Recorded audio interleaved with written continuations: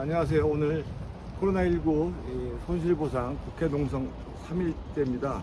오늘은 동작구에서 우리 소상공인 관련된 우리 한성숙 대표께서 함께 릴레이 관식 함께하고 계십니다. 많은 소상공인들이 지금 어려운 과정에서 국회 농성에 동참해주고 계시는데요. 잘 아시겠지만 소상공인들이 이 어려운 게 한두의 일이 아닐 겁니다. 코로나로 직격탄을 맞았습니다. 영업 제한, 영업 금지를 받으면서 누적된 부분들에 대해서 정부가 나몰라라 하니까 얼마나 지금 절망에 빠지고 또 분노에 빠지고 억울해 하겠습니까. 지금 현재 현장에 계시면서 또 나름대로 또 인생에 계시면서 또 직접적으로 소상공인들하고 접점해서 또 직접 현장 정치도 좀 해보셨는데 소상공인들이 느끼는 어떤 과정 또 그다음에 느끼는 체감에 대해서 한번 우리 한성숙 대표께서 말씀 좀 해주시기 바랍니다. 일단은 그냥 재난이라고 할 정도로 영업 타격은 이제 심한데 차라리 이제 짧게 그냥 전 구성원 전 국민들이 이제 뭐 인식을 갖고 짧고 굵게 그냥 단속을 하고 이렇게 끝냈으면 우리도 납득을 하고 그 다음에 이제 계획을 세울 수가 있잖아요. 그런데 그러지 않고 그냥 유독 선택적으로 단속을 하면서 기약 없이 이 기간이 길어지니까 저 같은 경우는 그냥 포기를 생각하게 돼요. 이제 더 이상 버티려고 하는 의지 자체가 사라져요. 이게 굉장히 위험한 거거든요. 이게 저희는 그냥 살려는 의지가 가장 강한 사람들이라고 저희는 자부할 수가 있거든요. 근데 이 사람들이 이게 너무 길어지니까 그것도 선택적으로 왜 우리만 그래가지고 그러니까 점점 이제 계속 버티려는 의지가 이제 사라지는 거예요. 그리고 지금 현장에서는 이미 국민들한테 4인 이상은 못 모이도록 했어요. 이미 1차 규제가 됐거든요. 근데 업종에 따라서 영업 제한을 걸어보면 2중, 3중으로 사실 제한을 하는 거예요. 이게 국민들, 개개인들한테 먼저 단속 집합 금지를 했으면 이 영업 제한이라도 좀 완화시켜주거나 풀어주거나. 근데 정부가 굉장히 심각한 인식을 해서 소상공인들한테 강제적으로 영업 제한을 하면 거기에 대해서 우리가 먹고 살게 우리가 전체 영업 피해 금액을 다 달래는 것도 아니에요. 최소한 생존할 수 있게 그거는 해달라고 하는 건데 그거는 굉장히 상식적인 거거든요. 근데 이게 짧고 굵게 끝나면 저희도 이제 감안을 해요. 그냥 손해 나는 걸 감안을 해요. 근데 기약 없이 이렇게 계속 하는 거는 정부가 대책도 같이 세워줘야 돼요. 협조만 계속 영업 제한 정부의 그냥 협조만 강제할 게 아니라 대책도 같이 세워줘야 되는 거는 너무 당연한 겁니다. 그러니까 좀 조속히 정부가 우리한테 뭐 도와준다, 뭐 좀 불쌍한 사람들 해준다 이게 아니라 정부가 우리한테 어떻게 해야 되는 의무를 부여했잖아요. 그러면 정부가 책임도 같이 꼭 따라줘야 되는 그게 있는데 정부는 지금 우리한테 그냥 제한만 하고 그냥 무책임하게 저희를 방치하고 있어요. 그러면 우리가 강요만 했지. 네. 그러면 대책을 안 세워줬다 네. 이런 말씀이죠. 이게 생존이 위협이 되는데 우리가 언제까지 버텨야 되는 건지 그 로드맵을 빨리 알려주시고 말로만 끝나는 게 아니라 현장에서도 일이 돌아가게 대책을 세워주셨으면 좋겠습니다. 현장에서는 지금 한마디로 생존의 위협에서 있는데 정부는 아무 대책을 세우지 않고 일방적 희생만 강요했다는 말씀이신 것 같습니다. 그렇다면은 지금 어쨌든 간에 살아나가야 되는 게 이제 소상공인 자영업자들의 어떤 어쩔 수 없는 지금 과정이라고 생각하니까 살아야 되겠죠.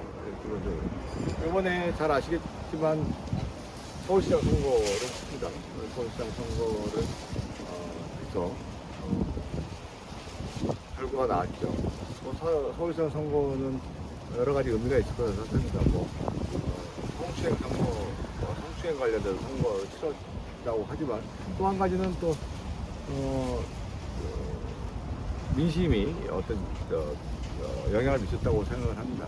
아마 우리 소상공인 자영업자분들도 이번 과정에서 그런 부분에서는 영향을 미친다고 생각을 하는데 이 정치를 바라볼 때 먹고 사는 문제, 특히나 이런 부분에 대해서 영향을 미칠 텐데 이 먹고 사는 문제가 정치인들이 어떻게 먹고 사는 문제와 밀접한 관계가 있는데 지금까지 사실 그런 부분에 외면을 좀 해왔던 게 사실이거든요.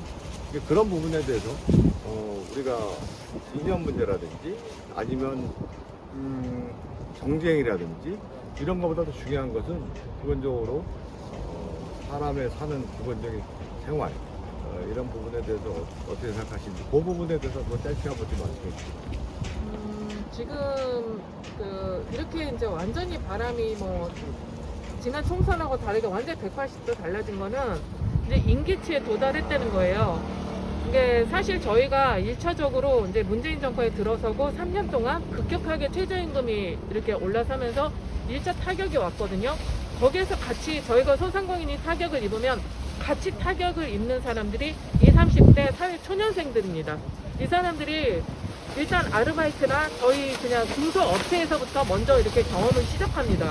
근데 이 최저임금 상승을 함으로써 우리가 타격을 입으니까 같이 20, 30대도 같이 타격을 입었고, 근데 이제 거기에 이미 피해를 상당히 입은 상태에서 이제 코로나 이 단속이 이제 장기화되다 보니까 이제 더 이상 이제 버틸 수가 없었던 거죠. 근데 거기에 이제 대처를 할 때 민주당이 단속을 하려면 확 하고, 안 하려면 안 하고, 뭐 그렇게, 그리고 단속을 하면은 언제 어떻게, 그리고 협조한 업종에 대해서는 어떻게 보상을 하고, 어떻게 먹고 사는 같이 방법도 같이 알려주고 그랬으면은, 이게, 그러면 예측이 가능한 불안하지 않아요. 근데 이거는 어떻게 끝도 없이 나락에 떨어지는 듯한 기분이거든요.